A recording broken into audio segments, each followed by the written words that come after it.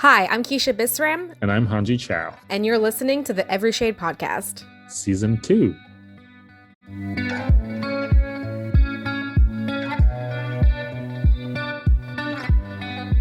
Hanji? Hey! Hey! Sorry I'm late. It's okay. You're all good. Ooh, what you eating? How are you? Oh, just Yeah. like some whole grain bite. I don't know what the fuck it is.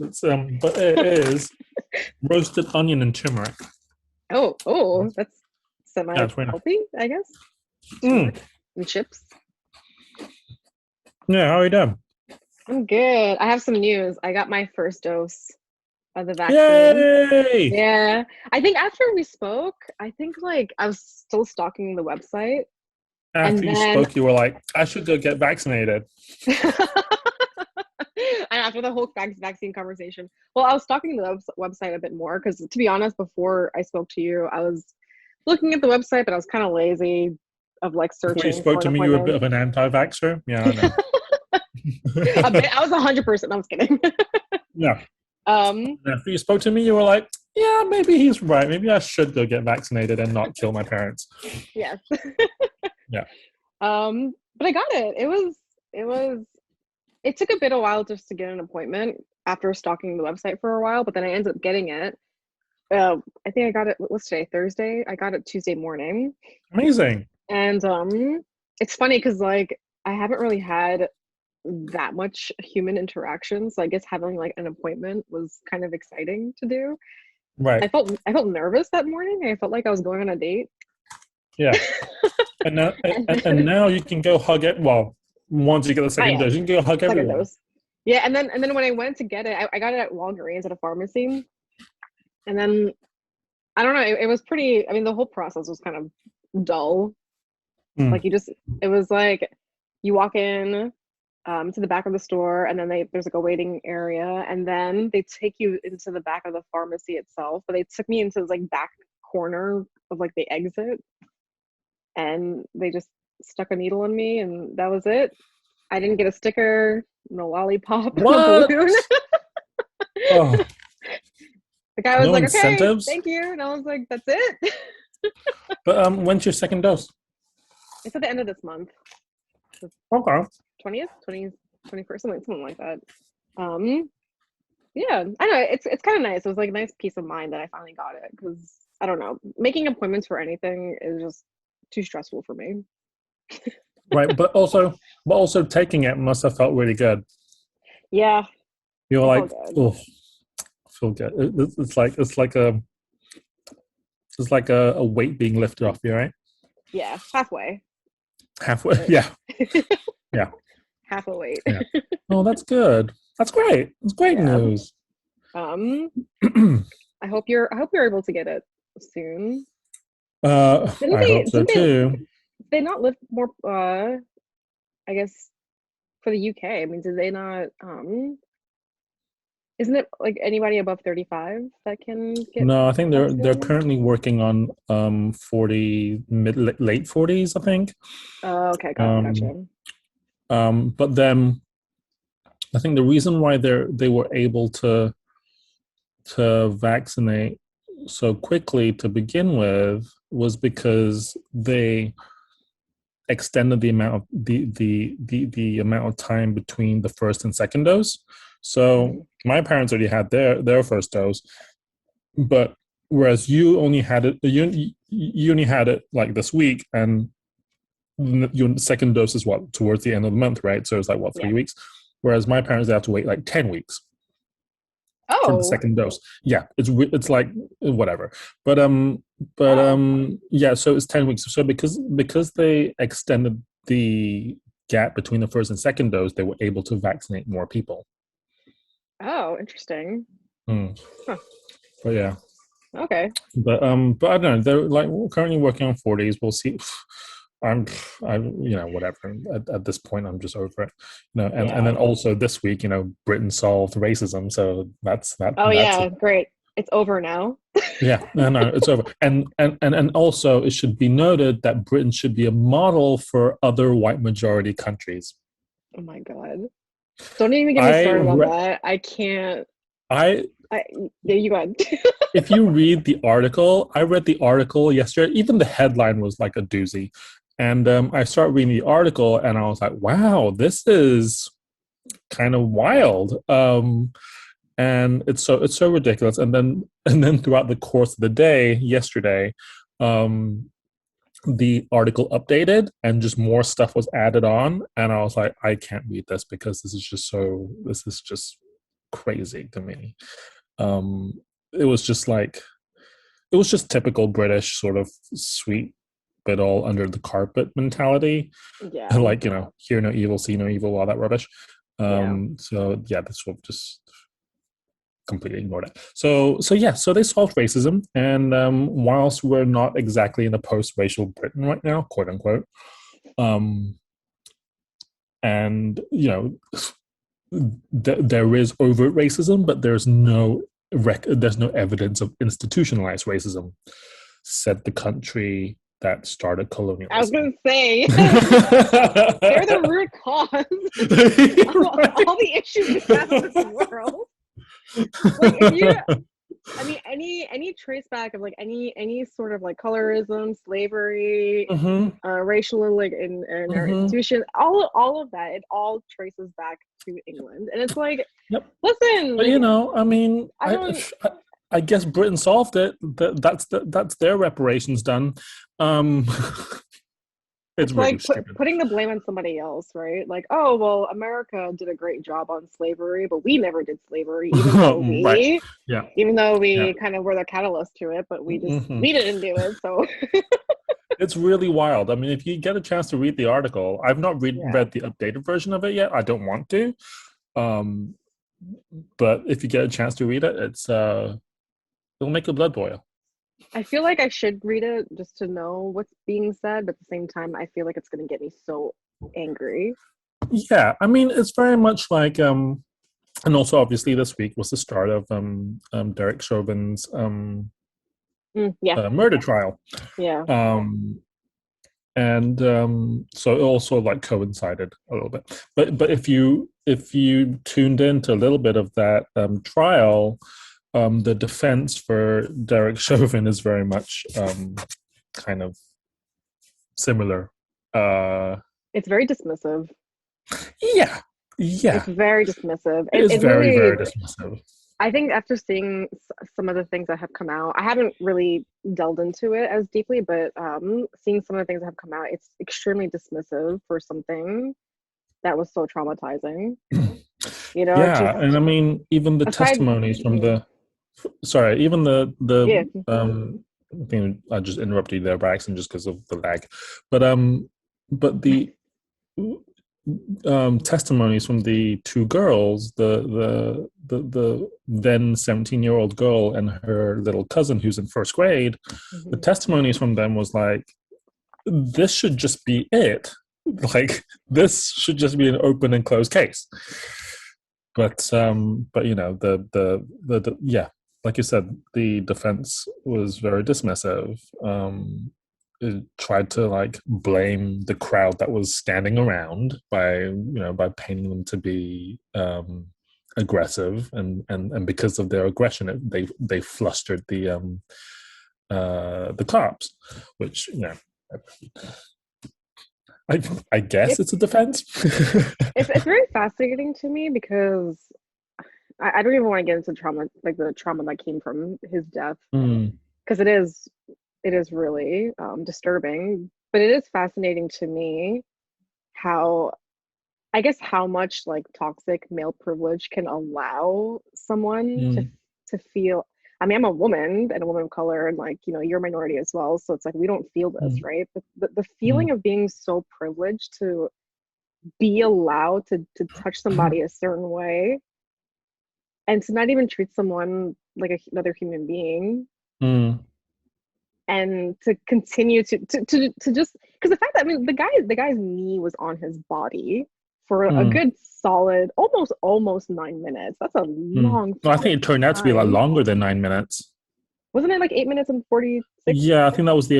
that was what we saw, but then Oh, you mean like the like yeah, yeah, yeah. Right, that was in the right. It video. is longer. And Yeah. then, yeah, and then apparently in the courtroom it was revealed that he was actually on his neck for over 9 minutes.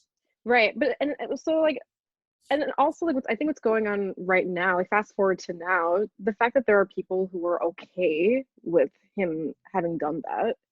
Mm.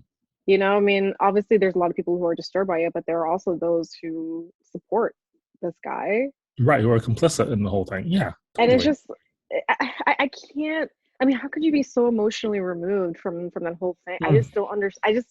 I can't really make the connection. I know like on Mm. paper what that could be, but me myself, it's like I can't understand like how in someone's mind like that's okay to do to somebody. I don't Mm. care if he was a criminal. I know that there's that whole like defense, like, oh, like he was a criminal, he was this, he's not that good of a guy, blah blah blah. And it's like, well, it doesn't really Mm. matter. Like, you still Yeah, should not be doing that. yeah, Unless like he was threatening someone's life, like in the moment. I right, get it, there's self-defense, but that wasn't even right. happening. I mean, they were trying to paint him out to be, the 6'4" angry black man, and even the Yeah, defense in the courtroom was trying to paint one of the witnesses as an angry black man. And thank God he didn't take the bait for it. And yeah, so it's just, you know, like you said, being dismissive and just pretending that it's not there, and trying to shift the blame onto someone else. But what you were saying about how it's so hard to comprehend why someone would be complicit in sort of this act of violence. Again, this week there was that horrible, shocking video where that Filipino woman got kicked in the face, like yeah, repeatedly. yeah. That's like, sure, that's like in and of itself a terrible thing. And then the second crime that happened simultaneously when the security guard closed the door on her and just Which like I cannot complete, like, understand. right. I couldn't Like, understand that. I couldn't that, and it's understand. it's so fucking crazy. Like, you just shut the door on her to, like, nope, it's not happening. It's not. I'm not dealing with that. Nonchalantly too, like he was staring the entire time and also slowly closed the door. I'm like, Yeah, and then just how turned around with his back to her and walked away. I cannot. I saw that video because a friend of mine, she's Vietnamese, and she's her and I've been talking about what's happening with the Asian hate crimes and stuff, and how it affected her the whole year, not just the past couple weeks slash months. But she sent me that video, and I was my first. I mean, yes, what that guy did to that woman is disturbing, but for some reason, I find with the security guard, what he did was even far more disturbing Mm. because he was Yeah. watching the whole thing Well, happening in front of his yeah. eyes. He actively participated in the whole thing, Exactly. Yeah. and part of me is like, I get it if you're like a passerby who just witnesses the whole thing and doesn't want to be involved, and so just like lets it happen. I guess I understand that, because you don't know what to do in that situation. Not that I'm Yeah. saying that I condone that response, because that's shouldn't be that, but if you're a security guard who is guarding an apartment building or whatever building it was, and you don't use whatever skills you have in that job to help someone who's literally right outside your door, Yeah. it's you're right. Like, it's all, I would say it's equally as bad as the guy kicking her, or worse. um Yeah. but yeah, when I watched that video, like, I sort of played it 2 or 3 times, um as a story. Like, he full on, that first kick, like, just sent her flying, and then the subsequent quick kicks afterwards, like, put so much fucking force behind it.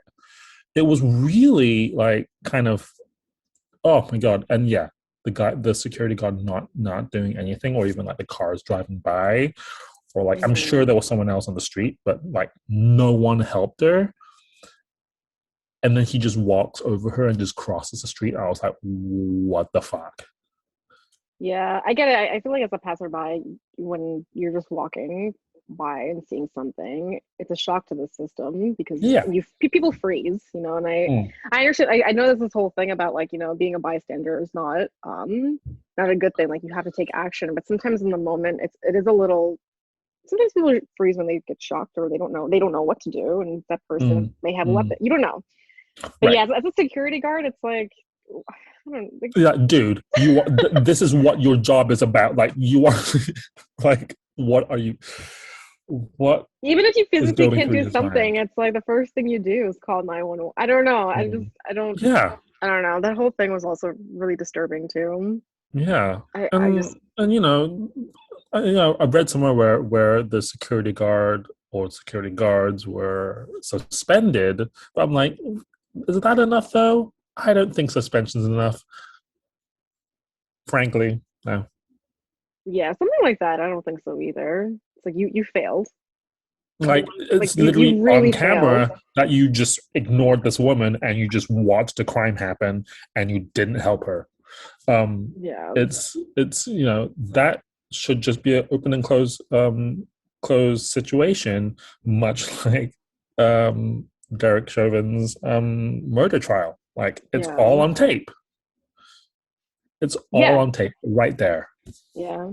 I mean that it, I think what's so annoying. I mean, these acts will just continue to happen Mm, and either get worse or just stay the same. Because I mm, remember years was it 2014 when Eric Garner that was also caught on tape too. mm. And I guess the way the cop was treated after that, it was so angering to see that he wasn't even there was no justice really, right? And it's like Mm. even starting from that, like that was years ago, and then it's like all these other acts of crime that have happened towards minorities. It's just like it's never gonna end. Like Mm. if no one if like if a security guard gets suspended and that's all he ever gets, he gets a slap on the wrist and like that's just Mm. I think that sort of act tells people that it's okay to do these things Oh, because yeah. you're gonna get like a temporary punishment, but then you can go Yeah, back just get a to slap on the life. wrist. Exactly. Meanwhile, what happens to these other people? They either die or they're traumatized for life. Yeah. And even the ones I who mean, suffer trauma and people who suffer trauma around them, it's like they get swept under the rug as well. So after all, you just had a president for the last 4 years that perpetuated this yeah, vitriol against everything foreign. So and nothing's happened to him. You know, no. he may be under multiple investigations, but nothing's actually happened. Which again just shows that it gives allowance for Exactly. It that just toxic sets like precedents for people to just do whatever they want. yeah, especially for like I mean I think when it comes to like male toxicity and privilege, Yeah. it's allowing that aggressive behavior to be normalized. It's even though it's not, but like the other day, I mean, after the shooting in Atlanta, my mom and I were talking, and she was saying to me, she's like, I have a feeling this has everything that's been happening the past couple of months. It has to do with Trump, and I was like, well, yeah, of course, Yeah. because he allowed violence to be okay. He allowed male aggression for that to be okay. He allowed for Right. racism to be okay. Like he gave these people the green light and he gave them the comfort Yeah. to Exactly. quote unquote speak up and to be quote unquote themselves and like he allowed that behavior to be normal. Mm. And like No, exactly. That's so true. so it's like these people are just they're comfortable. they got too comfortable, and Mm. it's Mm. just gonna continue. And everything that we just spoken about, funnily enough, ties in really well to the movie we just watched this week. Okay, when did you watch it? When did I watch? I actually Yeah, watched it. Okay, so I started watching it last night. yeah. Um, but then because I started watching it like super late, I was struggling to like pay attention to it. So I watched it again this morning. Okay, so Parasite's a film that I've been wanting to watch for a long time because I love that director. Like I love Yeah, his works are yeah, so phenomenal. Like I've been right. watching his like movies for years now. So like that was a movie that I was kind of late on, unfortunately. I don't know why. It was for a Mm. reason. No, But same. I mean, I wanted to watch it back when it won the Academy Award in yeah, 2019. I'm so So we proud of watched him. Parasite Mhm. by Yeah. Bong Joon-ho, directed by Bong Joon-ho, who also did Oh yeah. Snowpiercer, right? A Yeah. few years ago, which was sort of, the stuff that he makes is all very it's like a commentary on social injustices. But yeah, no, for He like did you, I didn't watch it for ages. yeah. He did Okja. Did he do the host as well? I don't know actually. I can't remember. Let's have a look. That's like years old. I don't know. Let's see. He's done loads. He's done loads of stuff though. Um, he he did. Snowpiercer. The host, yeah, he did the host back in 2006. That's when I first saw his movie. Oh, I never saw that. Oh my god, That's a really good film. If that, I'm looking at the movie poster for it. It's the same guy who was in Parasite. yeah, well, I was gonna say, okay, so if you haven't seen The Host, it was interesting because I love The Host. I saw it a few times. I was obsessed with that film. And watching Mm, Parasite, I was like, there's some similarities here. But I'm not gonna get into mm. it too much because you haven't seen it. I highly recommend it. But yeah, I watched it last night or yesterday during the day, and I felt like I just need to rewatch it again because I feel like there were so many things happening in the film visually and like even with the characters, and I felt like there were things that I'm sure that I've missed. Mm. But I mean, I was so drawn into the movie. I really loved it, and I don't even know where to start with the film. I just loved the whole dynamic between the two families. And I Yeah, loved how universal the message was too. right. So I got really annoyed about it towards the end. Actually, like really frustrated about it, just because they've the you know they found themselves in this situation after Yeah. being so reckless. And the line that really annoyed me was when the daughter asked, "What's the plan now? Like, we didn't plan for this." And I'm like, "Yes, you fucking did." Yeah, when she was freaking out, I was like, you guys are idiots. Like I got Yeah, no, yeah, you guys yeah, are idiots. exactly. And throughout, towards the second half of the film, I kept asking myself these questions like, what possessed you to go this far with it? And like, even, there was no indication of them having ever been um uh having ever had these sort of tendencies before, right? um all we know is that the daughter was good at Photoshop and like, made shit up. um but then even at the start of the film, when his friend Min is like asking him to, take over for him Mhm. as an English tutor, the kid himself, he was very sort of apprehensive about it and wasn't sure. But then to go from that to lying about his sister being this amazing art teacher, I was like, what happened? Like, Yeah. I that makes no sense. And then from that to the sister making up to the sister framing the driver for something, and it just kind of just kept escalating. It made little sense to me. I mean, I understood the temptation to get going, but I just didn't see why all of a sudden she's like getting people fired and like causing people to go to the hospital. It was just a little random at one point. and Well, and I think and also why they would do it to to such nice nice quote unquote people, and they Mhm. even said themselves they were like, these are not these are good people. Yeah, I actually liked the rich family, liked quote unquote. I'm not saying I liked them, but because there I had some issues with that too. But like I think it's interesting that she did say what's the plan now, because in the beginning I'm like they didn't really have a plan, right? Like these guys, I mean, that family, they just needed to make money. They lived in a basement with bugs, with moldy bread, and that's just their way of surviving. That's that class. Like I loved the divide of the class. I think Mm, of classism there. It was so perfectly mm, done, the dynamic between the two families and also the two fathers and everything. But when it comes to like the that line where she says, "What's the plan?" It's like, well, yeah, they planned as they went along, but at the same time, they didn't really have a goal in the beginning. It was just happening to them as it was mm, happening, and they were just taking the opportunity because they needed to survive, they needed money, they needed to eat.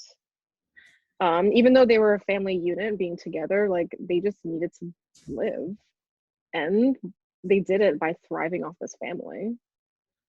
And mm, yeah, they lied. I don't know where the motivation of lying even came from. I don't know if it was to like, to protect themselves from being humiliated, because in the beginning they were humiliated by that pizza company, and mm, you can see that they were kind of embarrassed and things like that. So I don't know if that was just covered that part of themselves. They were able to like be other people without having to show that they were poor. The mm, only time that they were shown as being poor is that when they were talking about like the smell of their bodies, and that's when you saw the humiliation mm. in their faces. Um, Yeah. I mean, I thought it was really interesting. Yeah, what I did like about this film that I thought was interesting is because sometimes I think when we watch films with like rich families or people who are really really wealthy, they come up as like evil and And they weren't psychologically at all. disturbed, and they actually weren't. Like I thought I was gonna hate the father, like really hate him, but I'm like, oh, but he's just The father was depicted as great. like a guy who just works, and he has a good relationship with his kids and his Yeah. wife, and his wife is kind of weird, she's a little naive, very naive. She was a little cookie, yeah, for sure. Yeah, and like they cared about their house keeper, and like Oh my god. Okay, can we just talk about the house? Because the house was beautiful. Like, yeah, I yeah, it want was. that which house. which I loved the setup of the house, because I Oh think yeah. visually the way it was filmed, it was like Oh, orchestrated so wonderfully. it I was was I was gorgeous. I was so moved by the camera movements, like within that house setup. It was Mm, very mm. fascinating. And like Mm. the there was that one shot where with the in the living room looking out into the garden. Oh my god, the Mhm. garden is like beautiful and little trees and Mhm. it was like a kind of like a little painting, but it was really beautiful. But no, I want that. I would love that house. I'd love Are to you live in gonna that. be Are you gonna be a tutor for a wealthy Yeah, family now? I'm gonna lie my way into whoever's living there right now, into the lives of whoever's living there right now, and just instill myself there. Um, You better get me in but, then. but the house was beautiful, and what made me laugh at one point though was when she texted was when the wife texted the father um who was posing as the chauffeur. Mhm. It was like second floor sauna room. Don't let her see you. I'm like, it's a second floor sauna room. Like, is there a third floor sauna room? What?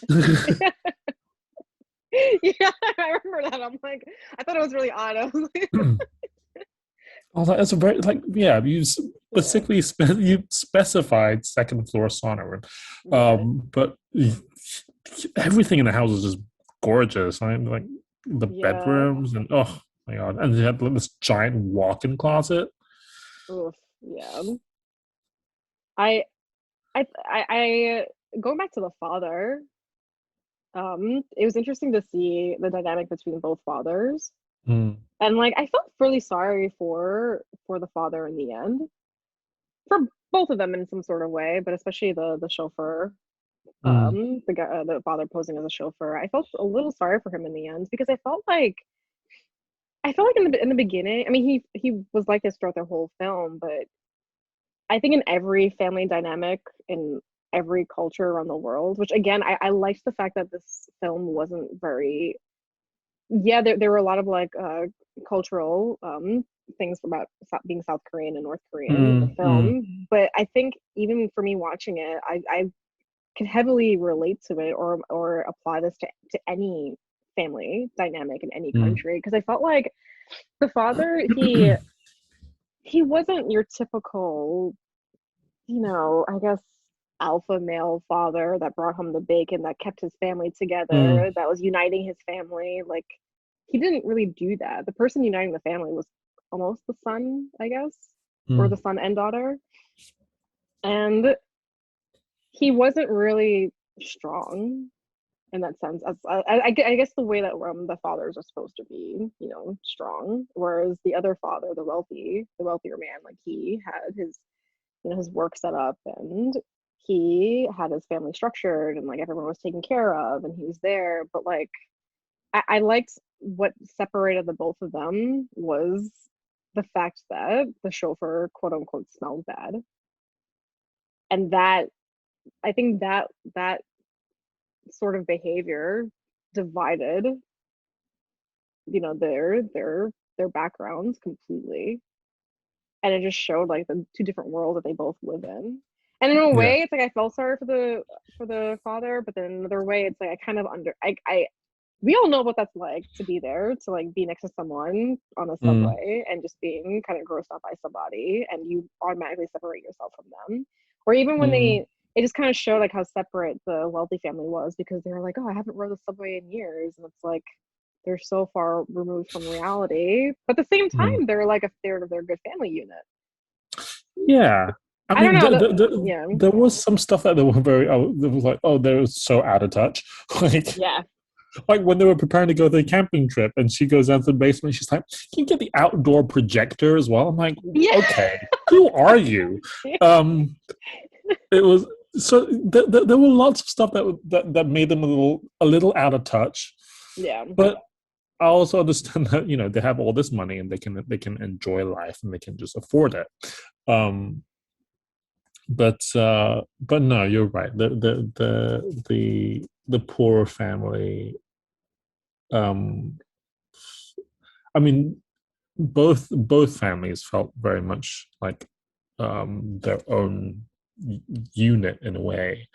Um, but yeah, the wealthier family was a smidge out of touch. yeah, yeah, definitely. There is Mhm. something. I mean, I'm not gonna bring up this film so much, because I think I want you to watch it. I think you find it very interesting too.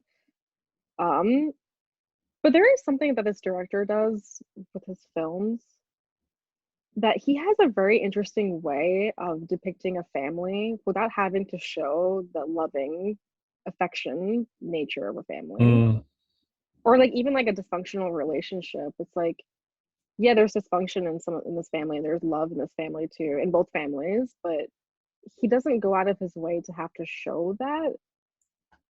But you can see them as a family unit, like how closely, relate, like how close their relationships, and how much they depend on each other so much, and how much they move as one unit. But he has a way of depicting them, that family is somewhat like important to these people, without having to say it. I don't know if that makes any sense at all, because I remember seeing The Host, and he did the same thing with The Host. It's like something happens in The Host where this family that's so different from one another, and that they're not really together, but like they move as a unit. They have this goal that they just kind of support each other without having to say anything, but they're supporting one another. mm, Because I feel like, I don't know what it is. I feel like a lot of films that I see that's about families, it's like they always have to have some weird relationship with one another. They have to say that they love each other, and they have to mm, show affection, or they have to show that they're high dysfunction. And it's like, no, like even with Parasite, it's like this family, the poor family, they're moving as a unit all together, because this is just what they do as survival, but they're never expressing to each other like how much they love one another, or how much they mean to one another. It's like, mm, no, this is just what the family does. mm. Like, this is what they just do, even though they are parasitic to the Yeah, family. yeah, Right. Yeah. Yeah, because even like the brother and the sister, it's like they're dynamic. It's like you know that they're brothers and sisters, but they're not having the brotherly sister fight, or like you know No. what I mean? Like they're not having that. Um, Even the husband and wife, it's like they're not really showing like that affection or that sort of partnership that husbands and wives are supposed to quote unquote have. Mm, But they're moving. mm, they're just moving together as I don't know how to explain that. I feel like there's a better mm. way to No, explain it, that but I makes can't. sense. No, that Yeah. makes sense. But oh, are we allowed to talk about the end? Yes. I mean, I Okay. feel like all of these reviews are all going to be spoiler alerts anyway. It's gonna be spoilers. It's gonna be full of spoilers anyway. It's all But spoilers. Yeah. but Yes. Let's talk about the ending. what do you think actually happens after the movie ends? Like, you know, we see him we see him writing a letter to his father, Mm-hmm. um, and and then we see clips of what we uh, assume is in the future, but then we cut back to the present again, so we don't actually know. In my interpretation is that we don't actually know that that's what's going to happen. That's just, you know, the flash forward bit is more his fantasy of what's going to happen. Yeah. I But have. what do you? Oh, I have two answers to that. So at first I thought, when the movie like officially ended, at first I thought it's never going to happen because like I said, they didn't really have a secure plan in the first place and they're reckless as fuck. Like they're so reckless. Like even though they were able to move and stuff, move around and got what they needed at some point, they were just so reckless and so clumsy. Um I don't see it. I don't foresee it happening. And I don't think the son was as I don't think he was as brilliant as the daughter was. No. I thought I felt it was very interesting that the daughter out of all four of them was the one to die first because she is the smartest one and she got caught blindsided completely. If had she not been caught blindsided, I think she would have been able to kill one of the other couple or one of them or something. She would have done something. I felt like maybe not kill, but like she would have done something. I felt like she was too smart for them. So the son, I don't think he's as smart in my No. opinion. I don't think so. So I don't see it happening. And also, what was the other reason? Um, yeah, I just don't see it. I just didn't see it happening at all because their plan. I mean, his plan of like killing that guy didn't work either. He was just not that brilliant. The Mm, only reason why I would say that there is a possibility that they could have maybe have gotten money and maybe this is a maybe. This is not really what I really believe in, but I did toy with this idea. Was that I think I think it would have been a possibility that they would have gotten a house in the future and that plan would have worked somehow because I think because the way that the movie is named Parasite, it's almost like they're already implanted in that house. Like the father is there already. He's there. mm, And I think that's what like parasites do. They just end up like overtaking everything. So mm, it would be a fascinating thought to be like, well, the father's already there, and as a family, like they can't really be separated. So I think if he's already there, somehow it would have grown, and like somehow maybe it could have happened. And the end result is that they just took over that house. mm. That Yeah. was an idea I was playing with. I think it's Yeah. very interesting, but I'm going for the other one, but it just didn't No, happen. same. I'm more inclined to believe that it's never going to happen. Yeah, And it's just his little pipe dream. Um, yeah, because also, how long can the father like really survive down there? You know, yeah, and and sooner or later, whenever he's sneaking up upstairs to like get food or whatever, someone's gonna catch him, yeah, right? And and then the other thing that didn't make sense to me though actually was the lighting, the lights yeah. when he's like pressing the switch to send out the Morse code. Hmm. Why are those switches down in that bunker?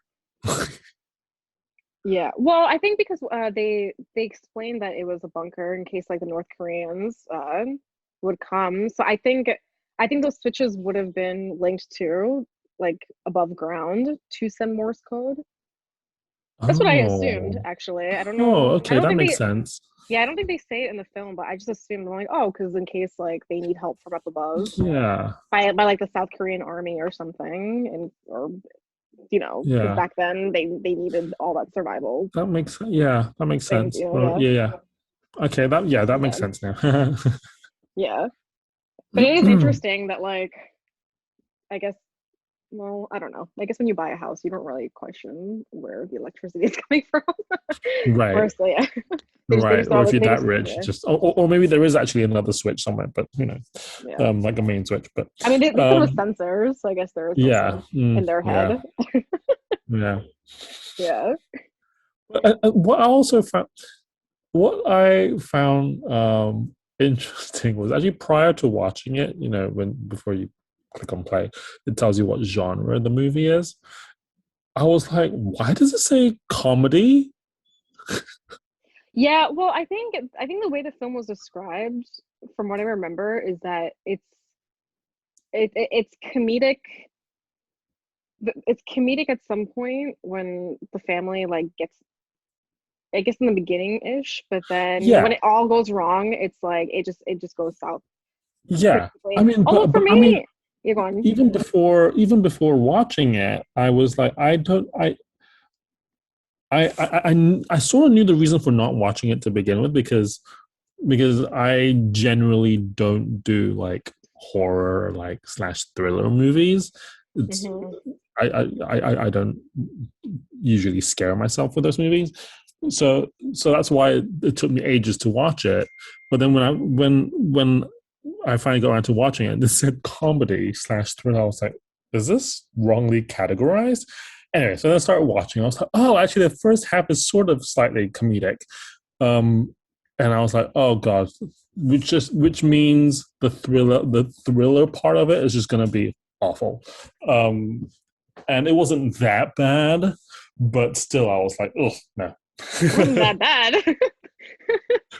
The woman fell down like stone steps and hit her Yeah. head. So that right. That's So not bad. so when she just walks over to the basement door and just like back kick, like kicks back and That was great. That I was was like, that was great timing, but also, how does the wife not hear any of that? it's funny that she didn't even kick her. She just tapped her with her feet. Yeah, Which I thought yeah, was it wasn't weird. even gonna. She just like Yeah. Yeah. a slight like donkey kick, but how is it that the wife didn't hear any of that? Didn't hear her screaming as she came up the stairs. Didn't hear her falling down the stairs. Like nothing. Well, Just totally oblivious. well, yeah, I mean, she was because it starts off with the wife being so naive and oblivious to everything. She's Mm. really out of touch with reality because she wasn't working. She was just at home Oh, she in was like, that big yeah, house, and she was yeah. like, she believed everything that was being Mm. told, like said to her. Mm. And she was so unaware of her surroundings, even She though was she so had a big, beautiful house and she had like all this abundance around her. She was totally oblivious to all of it. mm. So I think And because out of all the characters that did enter the kitchen, it was only her. And mm. had it been the father, I think he would have no, because he did notice like a little like certain things, like certain nuances, like especially with the chauffeur, like he noticed like certain behavioral issues with the chauffeur. So had it been the Mm. father walking into the kitchen, I think he would have been like something's not Something's right. wrong. But then see, Yeah, and then right before that happened, right before they came home, the poorer family like wrecked the house, and yeah, broken glasses in the living room floor and like chips and alcohol and everything. They just swept it under the sofa and under the table, and then like a couple of scenes afterwards, it's all gone. But whilst yeah. they were still sneaking around, I was like, "So, come on!" like, Yeah, that I know that kind of bothered me a little bit. I'm like, all right, guys, like this is a great film, but I noticed the continuity there was not right. yeah, and like Where she do all those broke crumbs go? glass on the floor, she cut Yeah, herself, she bled. and Yeah, then continued sweeping everything on, and then the Parks, the rich husband and wife, end up sleeping on the couch, but didn't notice any of the trash that was supposed to be there, or any of the broken glass, Yeah. or like maybe didn't cut themselves on like a tiny shard of glass either. So I was like, I think they would have been found out at that. I think they should have been found out at that point in time already. Yeah.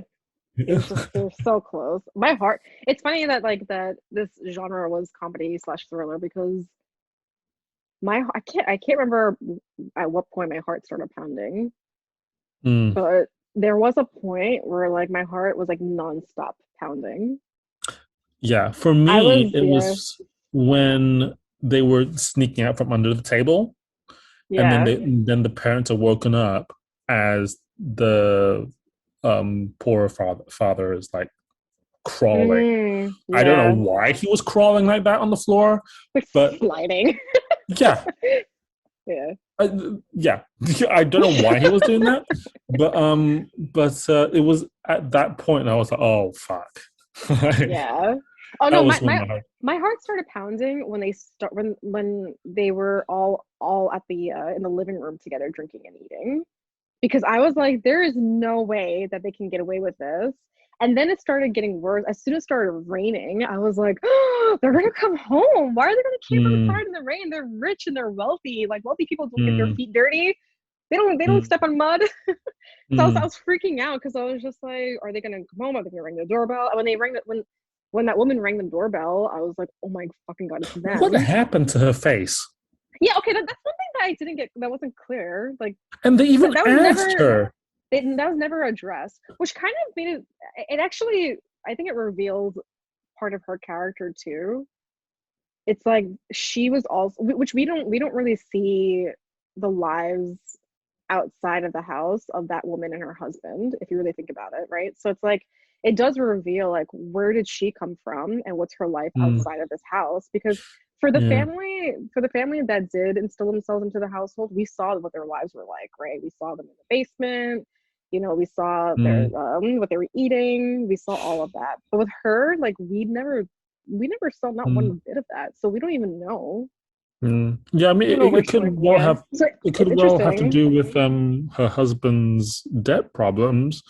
Yeah, Um, but I mean, yeah, the fact that he asked her what was wrong with her face, and all she said was, "We'll talk about it later," and then that was it. yeah.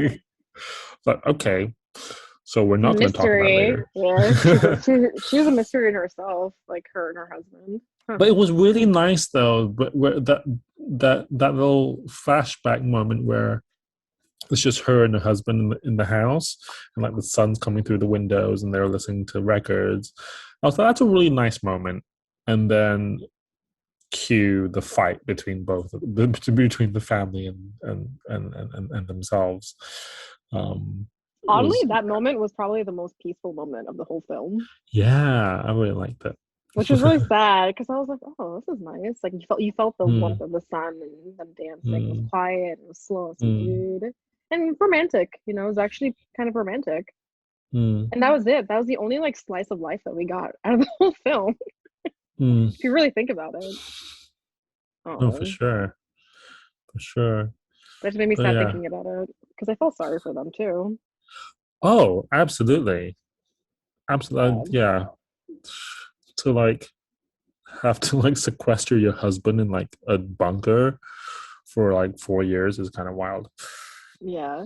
In a weird way though, it does I think what makes this so relatable is because this is like this is what happens between I think it happens between classes, right? It's like Mm, and this happens all over the world. Um I remember I had this conversation with my aunt. Oh my God, what were we were talking? We were talking about a country. I forgot. I don't know if it was India. I don't know. We were talking about something else, but oh no, it was Shanghai. She was talking about Shanghai. We were talking about Shanghai, and she was saying to me that she loves Shanghai because I've been to Shanghai twice, and I lived there for a month, and my aunt has been there a couple of times. And she mm, said one thing she doesn't like about Shanghai is that unfortunately all of the people who work in Shanghai, they live outside Shanghai and they live in like in a poorer district and like little bungalows and things like that. And I told her, I said, well, isn't it like that around the world? It's like that in Right. every country, in every city. It happens in New York too, and it happens in like, um in any country that you could like name off the top of your head. And I just feel like this film kind of shows that in itself, right? It's like these two worlds like living in one, but they're still separated from each other physically. And in order for people to survive in poorer districts, it's like they have to thrive off the wealthy. And the people who are wealthy have no idea that these people Mm. are living like this. And I feel like that's kind of, I think what that woman, the housekeeper, like that was a perfect representation of that, because we were like, wait, like where is she coming from? Where does she live? Where has she been this whole time? And it's like we Mm. don't even know that. We can't even picture or imagine it. Mm. And it's kind of like Mm. this wealthy family will never know, or they don't even know like what kind of life she lives. Mm. They have no idea. They when they I, sent her off, they didn't even they sent her off and they didn't even like know where she's going. it's funny you yeah, it's not, yeah, it's funny that you mentioned that as well, because I just recently I was just going through the old BuzzFeed articles. There was actually there's a BuzzFeed post that is let me find it. I can't remember what the headline was, but it was something to do with like rich people, um, and how out of touch they were. Yeah. And I read some of them, and some of them were like kind of crazy, Oh no, like tell me. like oh yeah, something like if you were to park in a handicap spot and you're obviously not handicapped, you'd only be fined $250, but I can't deal with the rain, so I'm just going to park in the handicap parking lot Oh my rather than god. like walking, Yeah, because because to them, 250 is like 250 is like nothing, right? nothing. Yeah. um Whereas for some people, it's like, no, that's my bills. Like, what are you talking about? yeah, let me find it, because it made me laugh. It was so ridiculous. It was just a bunch of stories about how out of touch rich people were. Oh yeah, yeah, the specific story was the person who thought, it's not illegal for me to park in handicap spaces, it just costs $250 if I get caught. I'd rather not deal with the rain today. Said completely honestly, that is what we call fuck you money. Yeah. So remember, punishable by fine equals legal for the rich. Yeah.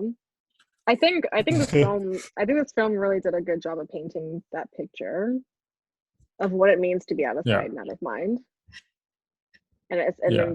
Oh it's yeah. no So longer a so so, problem. so Yeah. the headline of the article was rich kids syndrome stories, Oh my god, wait, and can you it's, send it? yeah, for sure. It's really funny. I'll send it to you. Yeah, rich kid syndrome stories.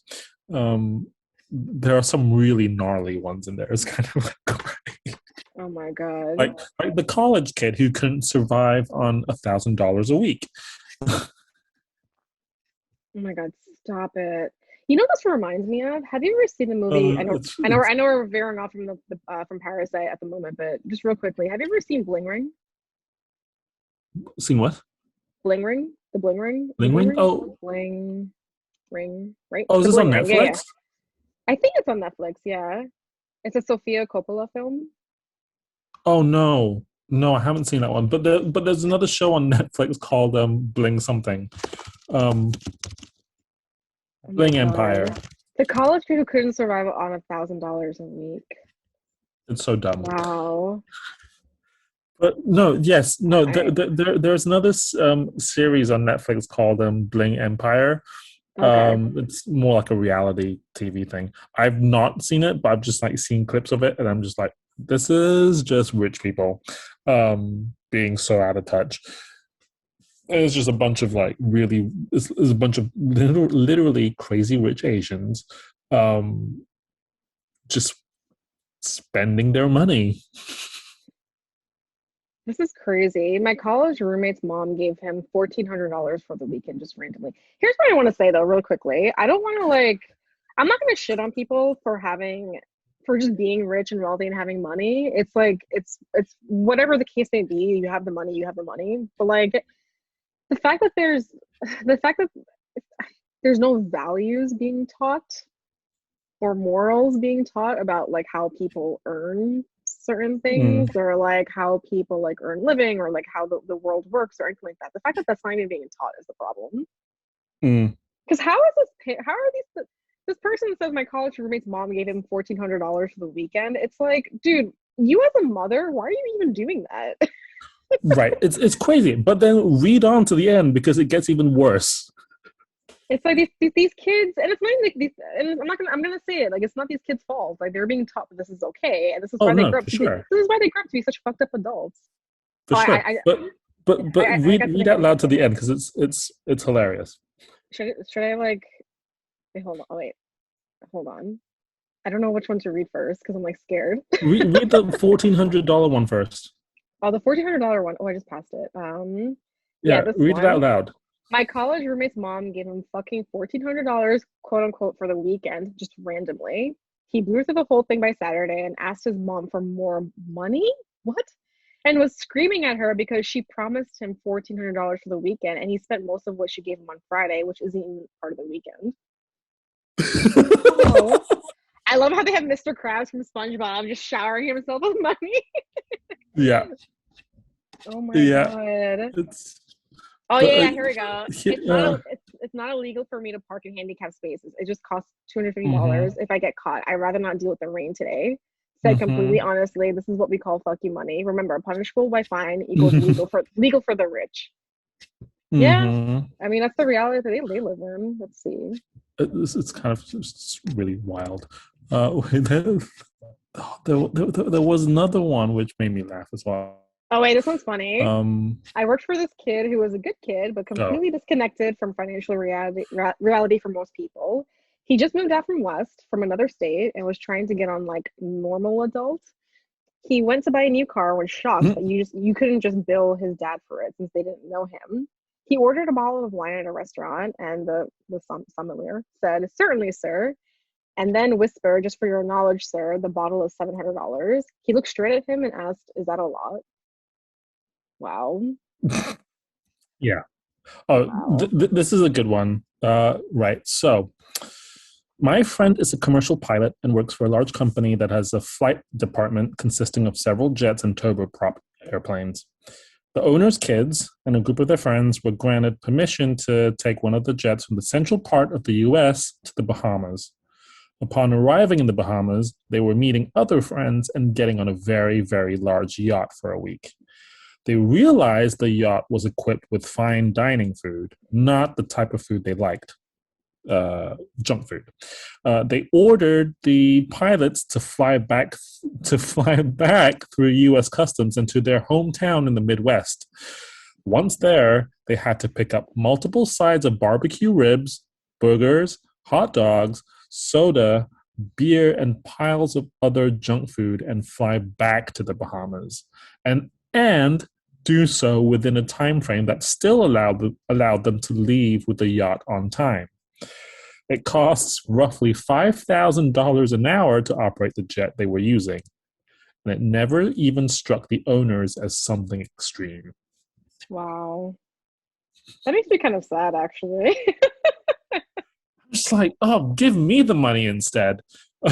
Yeah, but you know what? The problem that I see with like all of this is like, unfortunately, like these kids don't have life experiences. Yeah, it's just like just completely oblivious It's really to real really life sad, and it situations. also kind of like taps into the idea of like, again, straying away from the conversation, but like it's these kids will never get to be able to know who they are as people. Mm, It's actually kind of mm, sad mm, because I don't know, it's like they're so in touch with like their maternal life, material life, and like external, like I said maternal, external and like material life that they just, I don't know, like they have no space of awareness even for their own selves. Like Kind Mm, of sad. mm. Like, But then I guess I guess that fits in well with Parasite, right? yeah, Is they're the rich people are a little out of touch. yeah. I mean, the fact that the woman said that she hasn't taken a subway for years. Mm, I mean, if you're like an elderly female, I can get that because you probably don't want to ride the subway. But like mm, the way that the woman related to it, as if like she can yeah, vaguely remember from like yeah, a long ago reality that yeah. like she hasn't taken a And even the the scenes following when she decided to just throw this impromptu birthday party for her son, and yeah, she's having the other father, the poor father, like just follow her around um while she's doing all this shopping, and she's on her phone to her rich friends, yeah, and like you know, having rich people conversations whilst he's carrying her groceries for her, and she's just whilst he's carrying her groceries for her, packing the groceries while she's just on the phone being a little obnoxious about it. yeah, yeah, But yeah. yeah. That's a very obnoxious scene because it ties in with again her obliviousness of everything. Mm, She's just not paying attention. She's mm, in a grocery store and she's not even touching anything really. yeah, right. She picks up like a few packets of like meat or something, but like that's it. That's Yeah, all she's doing. She's not even helping like the guy like organize or pack the bag. I don't know. There's yeah, something really weird about it. yeah. It's very But interesting. the total like um I just remembered this the bit where the housekeeper and her husband are fighting the family in the living room. Hmm. What made me laugh was the daughter decided to just get away from it, go to the Yes, fridge, and take out a bag of peaches to rub in yes, her face. yeah. I was But like, that see, is some fucked up. That is like the that daughter, is brutal. the daughter was like the only one that was that. I don't know if I want to use the word intelligent. She was just a survivalist out of all of them. Yeah. Because she just did it right away and they're all like scrambling on each other and grabbing each other and she's like fuck this shit and she just went straight to the Yeah, I'm fridge. gonna get peaches because she's fucking allergic to them, and I'm gonna rub Yeah, it all over her face. yeah, like she knew exactly what to do to her opponent. She's like, Her opponent's weakness. it was kind of great. Yeah, Yeah. Oh. yeah. Anyway. Peaches. Oh, great. I But think the only thing yes. that was like normal in the film was I mean I guess the kids, the younger kids were the most like unproblematic part of Mm, the film. how so? I mean, they didn't really. Well, the son was. He was the only one that was pointing out the things that the parents should have known. Like, first of all, I mean, the ghost in the basement was obviously the guy that Mm, was hiding in the basement, and the parents just thought that he was having an episode, but in reality, it's like no, he saw the people living in the basement, mm, and he also distinguished like the fact that the family was related. mm, Like he said it in front of his parents again, like, oh, like they smell the same. And like he's pointing out right then and there that they're all mm, related. And like mm. they just kind of that was it. They didn't But really. also, I thought I was curious why the housekeeper didn't just send the video. Well, if she were to send the video, then she would have gotten in trouble too. Or the Right, husband. but like at that point, it's just, just go down with it. Yeah. I Just mean, all go down for it. it's interesting because like even though they were all survivalists, like they're all trying to survive for Mm. their own cause, but they weren't really the most intelligent either. Mm. I mean, the No. fact that they fell down the stairs, I got so angry at that moment. I'm Oh like, my you god, guys are me fucking too. idiots. I was so Me pissed. too. I I was was like, so what the pissed. fuck are you doing? Like, why did all three of them go down there? Only one of them should have gone down if they really wanted to go down. Either that or It just don't was go down at so all. But like, I ridiculous. got so angry. As soon as they fell, I was like, that's it. This movie's done. They're all Yeah, no, done. no, no, Everyone's no. done. I totally agree. I think that was roughly when I started getting annoyed with it. Yeah. I was starting getting Because annoyed with all of them. it was over. At that point, it was over. There was like literally no point of no return at that point. Like, you know how in script they say to make sure you write the no point of return? Like, that was it. That was That basic. was it. It's like, There's no, I was no like, way. you're fucking annoying me now. Yeah. Yeah, I was legit getting annoyed at that point from then on forth. I'm like, these guys are all idiots. They're Yeah. all such idiots. Damn it. It was like, it was sort of borderline slapstick, but it was like the stakes are too high to like fuck around like this. Yeah. But yeah, yes, that was when things started to get, I was over it. It's like, nope, nope, these guys are idiots. They should all, I think that's also why I'm like, she should have just sent the fucking video. Yeah, that's true. Because they could just, yeah, just go down with it. I don't know. They Yeah. weren't the most strategic either, so I guess. I mean, it was very clever how they all instilled themselves in the rich family's life. To be honest, It was um, clever, but they didn't really have an end goal. They didn't no, have like I think they were it was kind of like a high, right? Like when you're in the moment doing things, like everything's kind of working out for you because you're in a high, you're in the zone, you're in the moment, but you're not thinking of the mm, consequences, right? mm, So you're not like it's like dating someone for the first time and like, you know, it's like fire, like and you're hanging out with mm, somebody, maybe like sleeping with them and like things feel really good and like things feel great and you're in this high, but you're not thinking about like the consequences of like what's mm, happening in the moment of like a relationship, right? It's like it's kind of happening there too. Like they're in this high, they're kind of in the zone, and they get too excited, and then suddenly they're not even thinking about like what's gonna happen. If this person finds out, they're not. They don't think about like the end goal. They're not thinking. They're not because like at some point they talk about oh they need to get out of the basement. They need to like move out of there, but they never did. That mm, was it. That was like the end of the conversation. Like they mentioned it, and that's it. And I'm like, and I thought, I don't know why, I thought that that was gonna happen in the film. I thought they were gonna show the family moving on up too, but they didn't.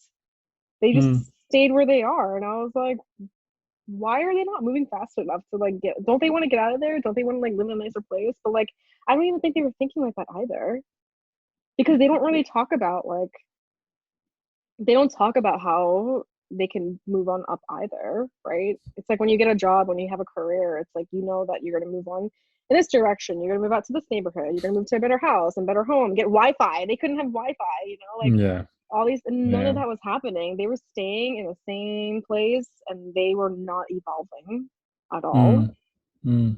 So I don't know where I was going with that.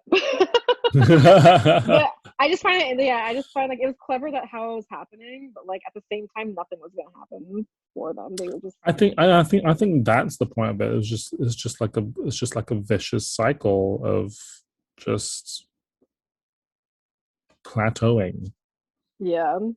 for Oh them yeah, and sort of hopelessness.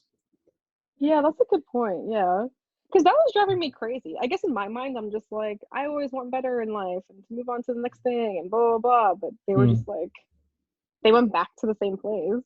yeah, yeah. And even the father did too. I mean, he's like back in a basement too, if you really think about it, just Mm, in a different no, for location. sure, for sure. Ugh, Ugh. people piss But me it's a off. good movie, though. It's a good movie. It's a great film. It's a great film.